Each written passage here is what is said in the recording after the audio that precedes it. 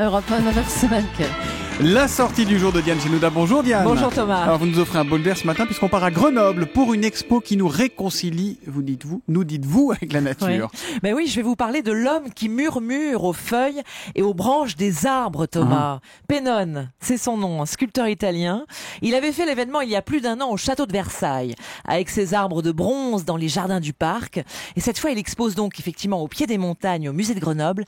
Et là encore, tout tourne autour de l'arbre. Ça veut dire quoi, qu'on se promène dans une sorte de forêt, c'est ça? Oui, c'est un peu ça. Hein. Vous trouverez des troncs d'arbres, des branches un peu partout dans l'expo, mais que l'artiste s'amuse à envelopper de cire ou de cuir, de bronze ou de marbre. Il y a même une écorce qu'il recouvre d'or. Et il y a aussi des fresques, des peintures que vous avez trouvées étonnantes visiblement. Oui, Thomas, Pennone fait de la peinture avec des feuilles, figurez-vous, en pleine forêt.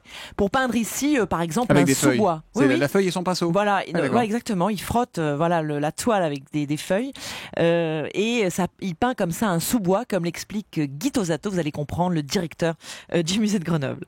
On est vraiment dans la forêt, là.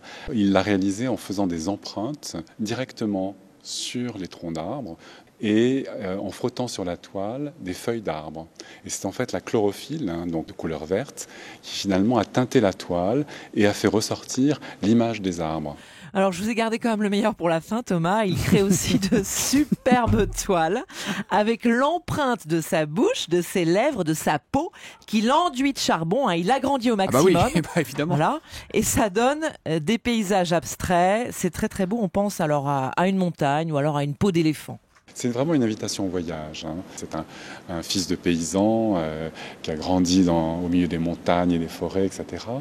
Et puis il a cet imaginaire extraordinaire. C'est-à-dire que de choses comme ça qu'on connaît, qu'on a toujours vues, il va nous montrer autre chose. Oui, c'est tout un monde à découvrir, Thomas. Ouais, en tout cas, ça fait travailler l'imagination. C'est Exactement, Pennone voilà. au musée de Grenoble et c'est à voir jusqu'au 22 février. C'était la sortie du jour de Diane Genouda. À demain, Diane. À demain.